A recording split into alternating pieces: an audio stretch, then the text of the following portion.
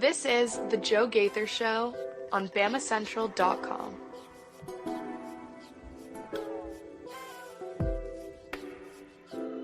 Good afternoon, Tuscaloosa, Internet World, West Alabama. How are you doing today on this hump day? It's Wednesday.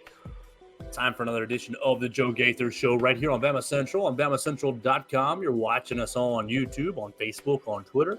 You're listening to us on Spotify, Apple Podcasts, or on Amazon, whatever your favorite podcast platforms are. You can find the Joe Gaither Show right there. Subscribe, rate, review it. We appreciate everybody who's jumped in and joined us so far.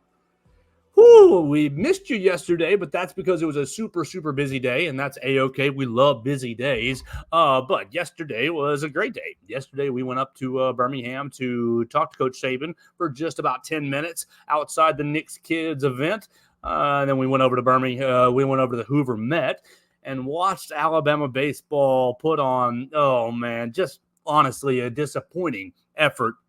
Not effort, but just disappointing execution. We'll say that. Yesterday, losing to South Carolina in the single elimination portion of the SEC tournament. So that's what delayed the show yesterday. Well, while we didn't have a show yesterday, we're right here Wednesday, and we're going to have a great day. Before we get into the show, we're going to tell you what we're going to talk about. We're going to talk about that Alabama baseball game yesterday. We'll talk about Alabama baseball, their postseason kind of standings at this point. You got to wait till Selection Monday to find out for sure, but we'll talk about Alabama baseball. We'll hit the softball team going up to Tennessee for the Super Regionals. Our friend Katie Wyndham just spent some time with Patrick Murphy and Bailey Dowling. You can see that on the BamaCentral YouTube channel right now if you want to go ahead and look at that. We'll talk about what we heard from Patrick Murphy and what the ladies' chances are up in Tennessee. And then yesterday evening in Birmingham at the final Yea Alabama event of the summer or of the late spring before I guess summer really gets rolling on campus. I think summer classes get going. I think it's the 28th. Is that next Monday as I'm spitting? Yeah, it's now. I think it starts on the 28th. That's next Tuesday. So having a little bit of time with Yea Alabama touring the state of Alabama. Yesterday, Nate Oats and Kalen DeBoer spent 5-7 minutes with the media, and I want to talk about a couple of their comments. So that's going to be the outline of the show today. You might ask, Joe, it's 3:30, it's 3:40. Why are you on so late? I just got to tell you about a small personal problem and recommend Mr. Danny Lynn is my personal repairman. I had a refrigerator go out, and Danny was recommended to me by a realtor a long time ago. Danny's been a great small parts and appliance repairman in my life. He's helped me with my dryer a couple of times since I've lived in this house, and he got my refrigerator back up and running, replaced the circuit board at a very affordable price, and always great service with Danny. So if you guys are looking for any sort of a small appliance, and any of your appliances are going out in your house, you got a washer and dryer issue, maybe a vacuum cleaner issue, or your refrigerator, washing machine issue, just reach out to me and I'll put you in touch with my friend Danny Lynn. I appreciate him so much getting my refrigerator and freezer back up and running in a very quick and very affordable manner, and he's always so nice to have in my home. So I appreciate Danny for getting me back up and running today so I can have dinner and not lose everything that was in the freezer and fridge. Why don't we get into, football carries the water. So we'll start with football. Kalen DeBoer spent about 5 to 7 minutes with a couple of our media friends, Charlie Potter with Nick Kelly and John Zener. Nick Kelly of Tuscaloosa News, Charlie Potter, Bama Online, and John Zener of AP Sports yesterday at the Yea Alabama event. And he talked about two different guys that I want to highlight. And then there's a third football kind of ancillary story kind of hanging out there that we're going to talk about. First, he was asked about Jeremy Bernard and basically what his impact on the offense will look like and how pleased Kalen DeBoer was with his development so far. And look, if you listen to the show, I think it was last Friday that we did top 10 Alabama players on the roster. I had Jeremy Bernard at number seven on the entire roster. I think Jeremy Bernard is going to be an absolute stud. And let's all be honest with ourselves. The Crimson Tide has missed the wide receiver one, has missed the alpha on the outside since really Jameson Williams went down in that national championship game in the 2021 national championship game against Georgia in Indianapolis. And yeah, that was a terrible injury, but you never really got, a real wide receiver one back in action. Yeah, Ja'Cory Brooks flashed a little bit here and there, and Jermaine Burton had a couple of good games, notably against Texas A&M, but nobody was the consistent alpha over the last 2 years. And I think that Jeremy Bernard is really going to reinvigorate the Alabama fan base as far as passing the football and as far as the consistency that Alabama can find in the passing game. And really, I mean, when you think about Jalen Milroe and his development last year, Jalen was fine and definitely took steps and grew. Obviously, 6th place in the Heisman Trophy is nothing to laugh at or stick your nose up at. But let's all be honest with ourselves. Jermaine Burton, the inconsistency. Isaiah Bond, good in flashes. You like what you saw out of Kobe Prentice here and there, but there was never really the alpha. There's no true security blanket. And you think, oh gosh, you think back to basically every single quarterback under Nick Saban has had a dude that they can rely on. Hey, this guy, Greg McElroy, Julio Jones is down there somewhere. AJ McCarron, Amari Cooper is down there somewhere. Like, you've had alpha receivers, whether they be receivers or tight ends, pretty consistently throughout the entire Nick Saban era.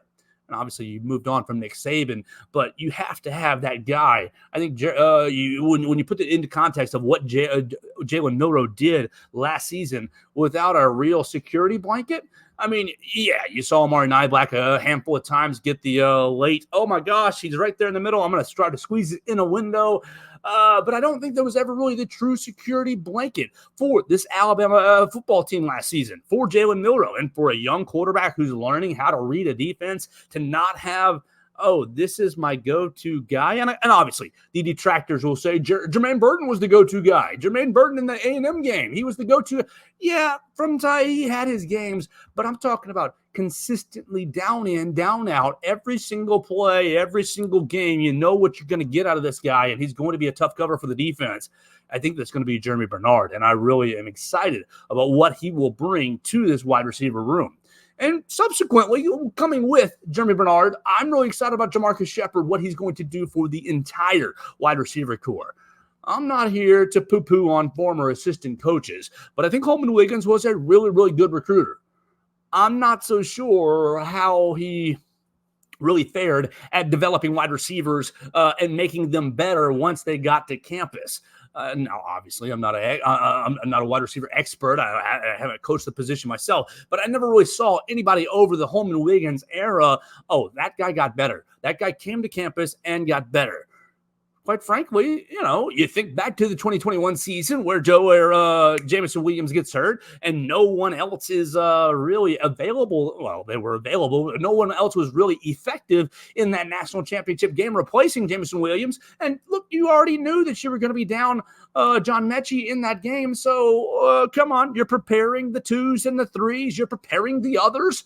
As PTO, we were preparing the others, but they weren't ready in that big moment. And honestly, what wide receiver under his tutelage came here and raised their game and got better? So I'm looking forward to seeing what Jamarcus Shepard will do for the entire wide receiver core right here. And I think that when the wide receivers are performing at a more consistent level, blocking on the outside, oh my gosh, I think that was an issue for Alabama last year, not getting good downfield blocking on the outside, not having a real commitment to the running game from the wide receivers. You've heard Jamarcus Shepard pretty consistently say, we're going to be physical. We're going to embrace blocking that way when passes get called. We can reap the benefit of our physicality.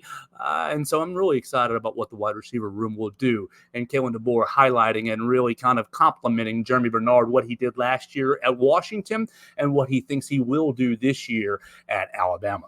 Second player that he was asked about that he kind of highlighted, he's never really effusive in his praise, but he was high on getting Caden Proctor out of the spring transfer window back to the University of Alabama.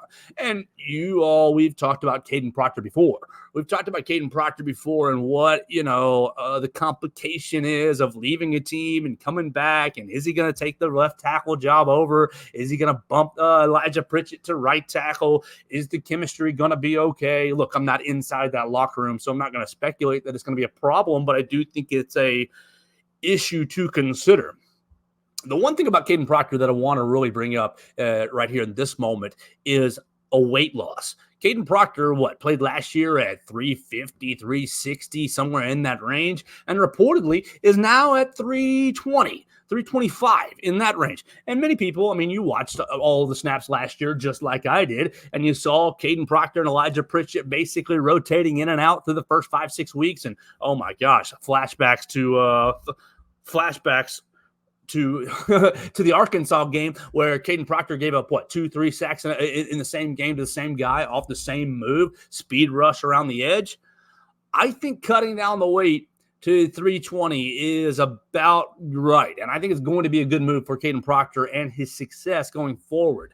Last year's offensive line, you remember, they all talked all summer long about retaking the trenches and being a physical offensive line and making the other team quit.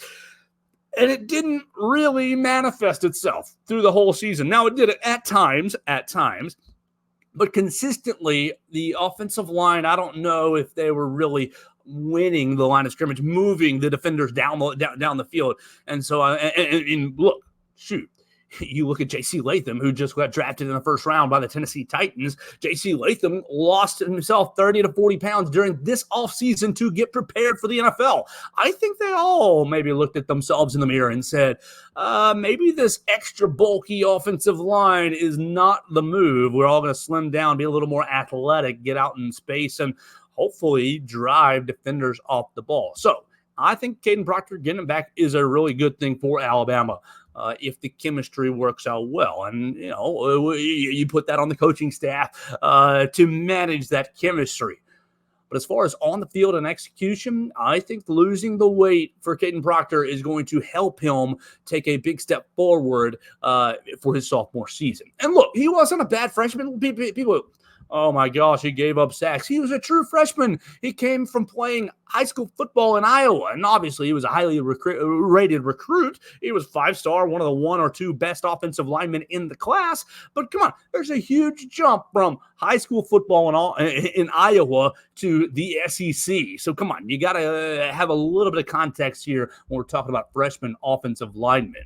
I know Nick Saban kind of conditioned people to, see some freshmen. I know Evan Neal got him some playing time. Alex Leatherwood got him some playing time. There's a lot of freshmen. The Quanjos got some playing time as freshmen, but it is not an easy transition from high school to the SEC on the offensive line.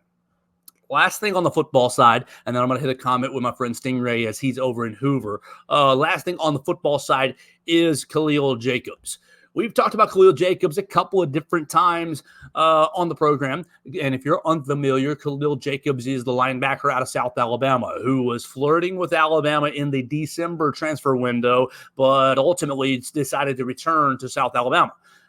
Spring transfer window, he went back on that decision. I'm going back into the transfer portal. And Khalil Jacobs has now decided he's going to Missouri. Now, over the last, 30 hours, 48 hours, 2 days, you saw whispers and rumors that Khalil Jacobs was going to be coming to Alabama.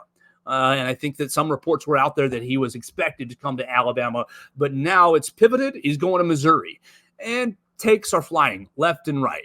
Oh, you see takes on one side that, Kane Womack can't even recruit his former players to Alabama. Oh, Kane Womack, he missed on a linebacker.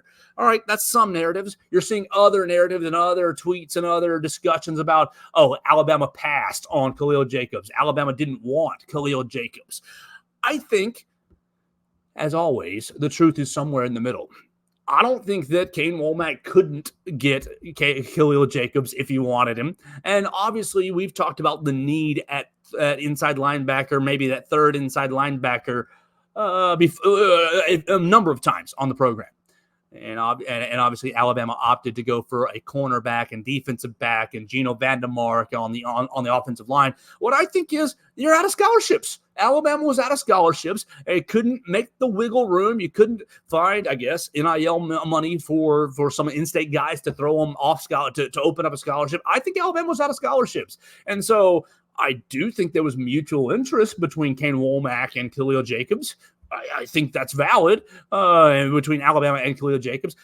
But really, when you look at Jacobs, and you think about the need at interior linebacker versus the other needs. I mean, we've done this show before. We've done the show where you need the interior offensive lineman. You need the guy who can play center. You need the Geno Vandermark. If I only have one scholarship, I need someone who can play center. And we have addressed at length, ad nauseum, the cornerback inexperience that's on the roster. So you need the Deshaun Jones. You got to have them. And basically, it came down to a numbers thing from my outside perspective looking in. Come back to a numbers thing.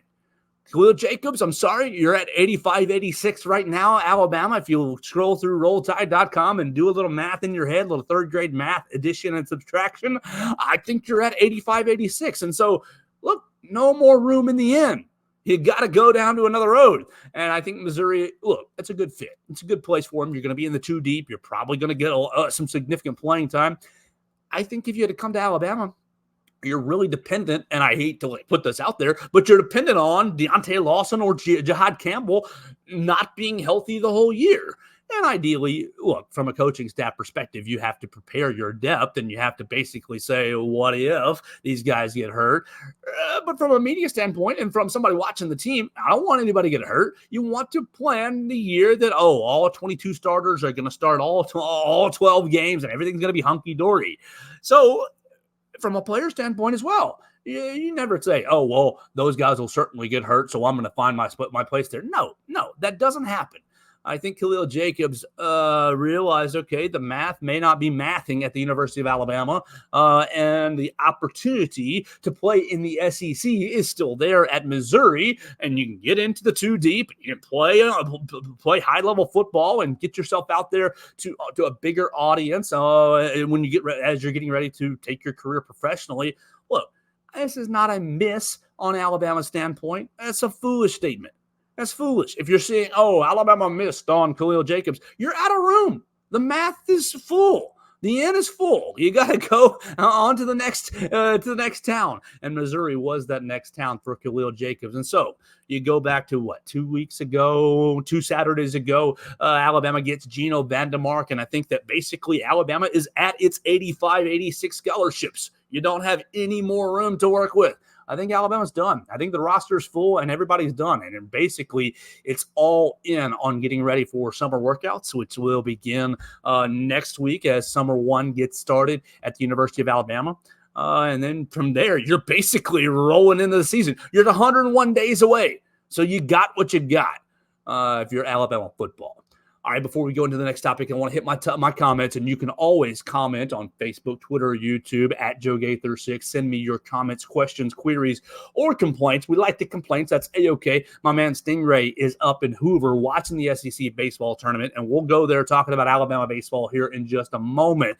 But he says, checking in with you from Hoover as Arkansas and South Carolina are in the bottom of the ninth. South Carolina up 6-4. Oh, my gosh, those daggum Gamecocks. Look, South Carolina entered the season as, not the favorite in the league, but one of the favorites. This will be a better team. This will be one of the top half of the league team. And yeah, Alabama beat them two games out of 3 right here in Tuscaloosa. Week 3, week 4 of SEC play, but just couldn't get it done yesterday in Hoover. Look, Alabama had taken on South Carolina in the second game of the SEC day. In single elimination fashion. And we talked about it on Monday that I thought Alabama really needed to get to the double elimination portion by winning the South Carolina game to basically I still don't think their NCAA tournament hopes are in doubt. I don't think they're in doubt. We'll get there in just a second. But I thought that they needed to win the game to basically set it in stone that they're an NCAA team. We heard from Rob Bunn yesterday after the 10-5 loss, where he says, "Look, I think we're in. I think it's still we've done enough in the nation's toughest conference to prove that we're one of the 64 best teams." Alabama, I just felt like was out of arms yesterday. We've not done a ton of baseball coverage on the Joe Gaither Show, and when we have, we've really outsourced it to our friend Will Miller right here at BamaCentral. But it was Will Miller, it was Kim Rankin, it was me and Matthew Gibson in the press box yesterday watching the Alabama game. And look, it was a beautiful day in Hoover, and the tournament's still going on the rest of the week. If you're looking for something to do with you and your family, I cannot recommend the SEC baseball tournament enough. It is a great event. It was a lot of fun for me to be there just to enjoy the whole day. But you're starting a pitcher, Greg Ferrone, who pitched 105 pitches on the Thursday down in Auburn, and it comes into Tuesday, 5 days rest. This ain't the MLB. 5 days rest is short rest for college. And he gets out there, and Alabama gets off to a 3-0 start through 2 innings. And basically, Ferrone starts to have some wheels fall off just a little bit. Gives up 2 solo home runs. Okay, it's 3-2. You bring in Aiden Mosa, and Mosa has been a roller coaster this year. When he's good, he's unhittable, honestly. And that breaking ball is nasty. And look, when I played baseball as a youth, I basically stopped playing baseball when the breaking ball was introduced to our game as the age range, as the ages increased. We got to 7th grade, 6th, 7th, 8th grade, and the curveball was more proficient, and your boy was out of baseball. Look, Aiden Moses got some talent. But South Carolina puts up a 6th spot in that 3rd inning. And just something I noticed in the building. Look, I don't know if you have kept up with Kendrick Lamar and Drake, and I'm not here to break down their whole beef because that would take 2 or 3 hours, and I would get into topics that are not so savory.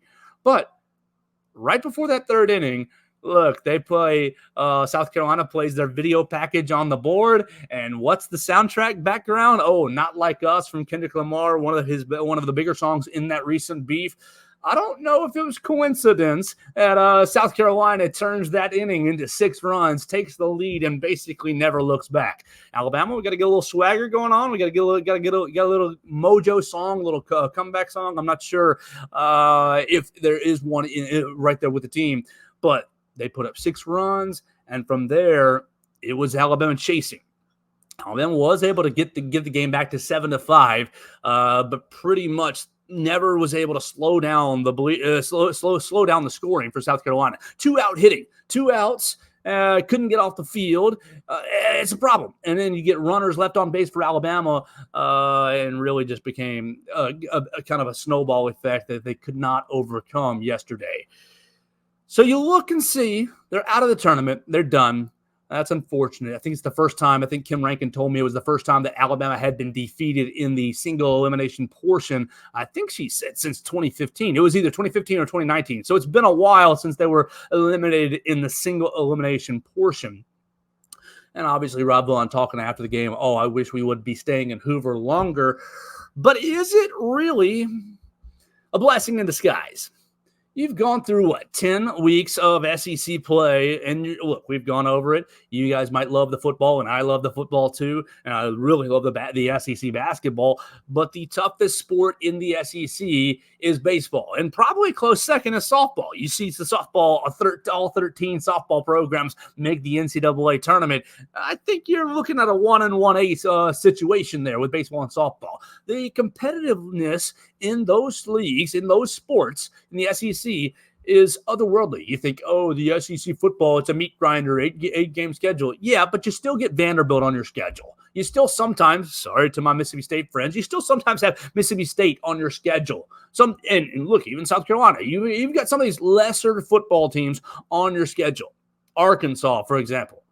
But in baseball, that's really not how it works. Even the lesser teams are really, really good. And so you go out on Tuesday, and you've basically played 10 weeks of really, really tough schedules and really, really hard. I mean, look, you took 2 out of 3 against Arkansas when they were the number 1 team in the country. And what happens the next week? Oh, Texas A&M gets bumped up to the number 1 team in the country, and you have to play them. So it's like murderer's row, week after week after week after week. I wonder if losing yesterday, well, look, that's never the result that you want to have. I wonder if you take these, okay, your Wednesday till next Friday, basically 10 days, these 10 days of just rest, relaxation. Now, obviously, they're not just going to sit on their butt and rest. They're going to have some practices, and they're going to get in the batting cages, and they're going to be working on fundamentals. That's kind of, it's kind of a use it or lose it with baseball. You got to keep your skills high. You got to keep the knives sharpened. But there's a little bit of element of rest. There's a little bit of element of, okay, a little reprieve from the meat grinder, as Rob Vaughn called it a couple of times yesterday, the meat grinder of the SEC. I wonder if it's going to be a positive and give Alabama its best shot to get out of regionals. Now, on Monday, we talked about Alabama's basically outlook for regionals, and they were dancing on the 2 or 3 line. We basically put it out there on Monday that there was no real chance for Alabama to host. Even if they had had a great week and won the whole tournament, they probably weren't going to be hosting a regional. And that stinks, but look, you've taken over, Rob Vaughn, you've taken over a program that was in total disarray. Now, look, you say on the outside, oh, they still hosted a regional last year and they got to supers last year. Yeah, but it was in total disarray. Look under the hood, and everything under the hood was smoking and steaming left and right just because of everything that happened with Brad Bohannon. And so Rob Vaughn comes in and takes over a program that was in pretty good disarray. Credit the players and Jason Jackson from last year for holding things together. But the program was really not in a great spot after Brad Bohannon's scandal. Rob Vaughn comes in, takes over, has a lot of the roster turnover. I believe there was only one position player left left from last year's roster onto this year's roster, starter. And so there's a lot of turnover, and you still have Alabama in the postseason. When you look at D1 baseball, and they're pretty much the leading coverage nationally for baseball. They've got Alabama as the 3 seed going into the SEC tournament. I think that Alabama is still going to be comfortably in the tournament. And now you might fall to the 4 line, but just like with the SEC tournament in basketball, some of these selection committees, I feel like, don't value that last week, the SEC tournament or the conference tournaments as far as we're bumping you up or we're bumping you down. I think the body of work is pretty much complete for Alabama. Right now, they're projected to be out in Norman, Oklahoma. And that would be a little bit interesting, as Oklahoma is coming into the conference next season. But you go out to Norman and you've got your 10 days rest. Oklahoma is projected to be the number 7 overall seed in the tournament. And your other teams that are projected to go out there are Nebraska and Arkansas Little Rock. I think that looks like a regional that Alabama can make some noise in. Is Oklahoma better than some of these SEC teams that you've beaten this year? I don't think so. No, they're a good team. Obviously, as the number 7 national seed in the country. But I think that I feel good about Alabama's chances of making noise. We'll say that, making noise and threatening to get out of the regional. So we'll be paying attention to that. Selection Monday comes up, obviously, on Monday. So that is 5 days away. 5 days away. Our friends Kim Rankin and Will Miller will be covering all of the selection stuff for Alabama. And then as they get out to maybe Oklahoma or whatever regional that they get out to, we'll cover that as well. All right, so where are we at? Excuse me. Let me take a drink and we'll figure out. Woo, got to fight through the phlegm bomb right there. Okay, so I got Nate Oats on my list, and I have softball on my list, and maybe NCAA lawsuits. Oh, my gosh, I don't like getting into court stuff, but you might want to be thinking about what's going on with the NCAA lawsuits that are happening right now. What is it, NCAA versus House versus NCAA? Yeah, that's what's going on. You got a lot of lawsuits going on, and it looks like maybe some revenue sharing is coming to these athletes, and maybe these colleges are going to have to pony up and pay, take care of these athletes at an even higher level instead of outsourcing it to you, the fan. I mean, I love NIL, but it's wrong for my friend Billy or my friend Steven to have to donate to the NIL fund to pay these athletes when really and truly it's the universities that are benefiting the most. I think these lawsuits about to be really painful for colleges, but it probably, once you get to the other side of it, will be beneficial as a whole to both you, the fan, to the athlete, and really the product that's on the field. But let's talk about Nate Oats. Nate Oats was up there at Yea Alabama yesterday in Birmingham, right there with Kalen DeBoer. We led off the show with Kalen DeBoer thoughts, but Nate Oats was up there and he was asked obvious questions. What's going on with Mark Sears? Mark Sears is that last little puzzle piece. And I know Jaron Stevenson hasn't officially declared his return, but I think Jaron Stevenson's basically a given.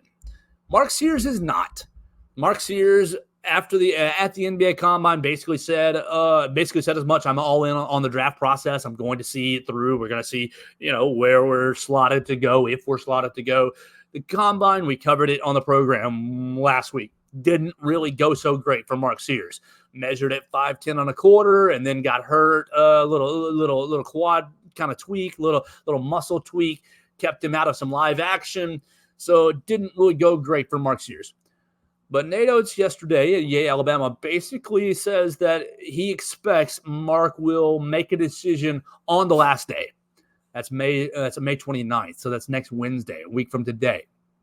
He's got a workout with the Houston Rockets and with the Milwaukee Bucks. And we've talked a couple of times about some mock drafts, and a couple of different times mock drafts had Mark Sears go into the Milwaukee Bucks. But the latest mock drafts are not very friendly to Mark Sears. I think people are afraid of the height and afraid of maybe the athleticism or lack thereof. And so they haven't been as friendly to Mark Sears. You look through some of the latest mock drafts, and he's not even in them. But Nate Oats said exactly what Mark has been saying, so all the messaging has been consistent. If Mark gets guaranteed money, he's going to go, and he's going to stay in the league, in the draft. And he should. If somebody's going to guarantee you money to start your professional career, you should. And he said, but if it doesn't have the guaranteed money, if there's no guarantee, then he expects Mark will make a decision next Wednesday to return to school. And basically, Nate Oats, oh my gosh, I love you for this, but it's a double-edged sword, Nate Oats. Be careful what you're doing. Talking about if he returns to school, he wants to come back and try to help Alabama win a national championship. And this roster, oh boy, this roster is loaded. And so I love and hate a little bit, not hate. That's not the right word. I love and I'm apprehensive about the comments that Nate makes about, we're going to come back and try to win a national championship. Oh, buddy, setting the bar very, very high. Now, look, that's the part of being an elite program. The elite programs are expecting their teams to go to Final Fours and win national championships and be in contention for those top-tier prizes year in and year out. I know, Alabama, you're new to this. And so, yes, the apprehensive side of me says, oh, Nate, okay, slow down on your expectations. What if you only get to the Sweet 16 and get upset? What if somebody gets hurt? What if the chemistry doesn't quite fit? I don't know, but all these what ifs are popping in my head. Maybe you want to not set the bar so high. But the fearlessness side of me, the side that loves Alabama basketball, basically says, yeah, hell yes, we're going back to win a national championship. We love it. Let's go get it. Let's go take it. And so you got two sides of a coin right there. And Nate Oats basically saying that if Mark Sears does come back, he is expecting to be right there in contention. And we've gone over it a dozen times on the program. I think this roster, if Mark Sears returns, has a chance to be the most talented and deepest roster. Well, maybe not the most talented. Oh, yeah, but at least the deepest. Yeah, the deepest roster that's ever been assembled here in Tuscaloosa. Now, the talent is super, super high, but it's the fact that all 13 scholarship players are viable options, are playable options, and you wouldn't be having to cover up, this player can't shoot or that player can't play defense, or it wouldn't be a whole lot of deficiencies. You could throw all 13 players out in different combinations of 5, and I think you'd have lots of effective lineups to play this coming up season. So we'll be watching that. Mark Sears working out for the Houston Rockets, but his workout with the Milwaukee Bucks is next Wednesday. So it's on the deadline day. I think that Milwaukee workout is going to be very, very important for Mark Sears and his decision. And look, where I'm coming from, whatever's best for you, Mark. Am I selfish and I would love to see you back in an Alabama uniform? Yes. But if you get a guaranteed for money, if you get a money guarantee, we'll take you at 33, we'll take you at 37, we'll take you at 40, but we'll give you guaranteed money, then dude, go for it. you're just raising the bar and raising the profile of Alabama basketball. And if you need it to be raised at all, just look at some of these NBA end-of-year teams. You have Brandon Miller named to the NBA All-Rookie team and Herb Jones named to first-team All-Defense. So you're just slowly sprinkling in talent into the National Basketball Association, and Mark Sears might be next among them. We'll see. We'll see what his decision holds for us next week. Lastly, let's get out of here with softball. Friday, Super Regionals kickoff in Knoxville. You can watch BamaCentral's YouTube channel right now. You've got an interview with Patrick Murphy and Bailey Dowling. Our friend Katie Wyndham was over there in the parking lot watching them and basically getting them ready to go up to Knoxville. Patrick Murphy might have been as happy as I've seen him all year. And why wouldn't she be? He's heard the noise. He knows what people have been saying. Oh, the game has passed you by. You can't hit this, that, and the other. I think that really Sunday's performance, how good of literally, how much better of a performance could you have asked for than Sunday's 9-run first inning? You get 10 hits in the first inning and basically slam the door shut on Southeastern Louisiana. So how can you take Sunday's effort into Friday? Basically, he preached, or he said in the parking lot, we've got nothing to lose. We're the 14 seed. Tennessee is the higher ranked seed. I think they're fourth. I think that's what I saw. They're the higher ranked seed. And so the pressure's on them. They're at home. And I love that attitude. Go up there with nothing to lose and see if you can't steal the series from them. Obviously, you only won one game against Tennessee when they were here in Tuscaloosa. You only scored one run in those 3 games, and their pitching staff is incredible. And so that's going to be a challenge for sure to get to Oklahoma City. But if Patrick Murphy, if they can put on the underdog hat, you can read about that at BamaCentral.com. Our friend Katie Wyndham writing about that. They can put on the underdog hat and basically play with nothing to lose. I mean, the Alabama pitching staff has been really, really good this year, the entire year as well. Talked about we got to keep the ball out of basically low in the zone and out of bad spots because Tennessee's got a lot of power. It's going to be a lot of fun. I think that Tennessee can play spoiler. That Alabama can play spoiler to Tennessee's really strong season. And what fun would that be? To play maybe the spoiler, the joker a little bit when usually Alabama softball is more on the power side of things, more on the in the favorite side of things. I wonder if embracing the underdog role has maybe taken some of the pressure off of this team. You'll be able to follow all of the coverage for Super Regionals up there in Knoxville. Katie Wyndham will have it along with other BamaCentral members. We'll have live updates. Friday at 3 o'clock is when that gets going. We'll see if we can't get Katie on the program to kind of highlight the last several teams that are in Super Regionals, all the Super Regional matchups coming up this weekend.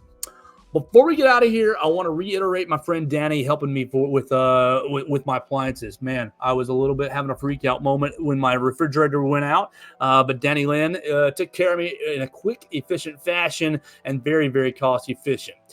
So I appreciate him so much. If you guys need any help with your appliances, refrigerator, washer, dryer, anything that's going on in your home, I can put you in touch with Danny Lynn. Just shoot me a DM on any of your social media machines at Gaither6. We'll get out of here for the day because we're right at 40 minutes. We'll save this NCAA versus the House, some of this lawsuit discussions for tomorrow's program because I think there's a lot to get into. And I think the college sports are there's a crossroads. There's a big crossroads for college athletics right now. And I think that it's kind of being waged. So which way college sports goes is being waged up there in Washington right now. So we'll pay attention to that. Are some of these conferences going to settle? It sounds like the ACC and the Big 12 are on board with settling this case. And we'll get into some of those details on tomorrow's program. I appreciate everybody who tuned in and joined us on Facebook, Twitter, and YouTube. Everybody who's listened to us on Spotify, Apple Podcasts, or Amazon. You guys are my favorites. Y'all are why I do this. I appreciate y'all so much. You can always connect with me at Joe Gaither6 or find the show on BamaCentral.com. Thanks for joining us on today's edition of the Joe Gaither Show on BamaCentral. Keep up with Joe on all his social media pages at Joe Gaither 6. Subscribe, rate, and review the show on Spotify and Apple Podcasts, and be sure to read us daily at BamaCentral.com.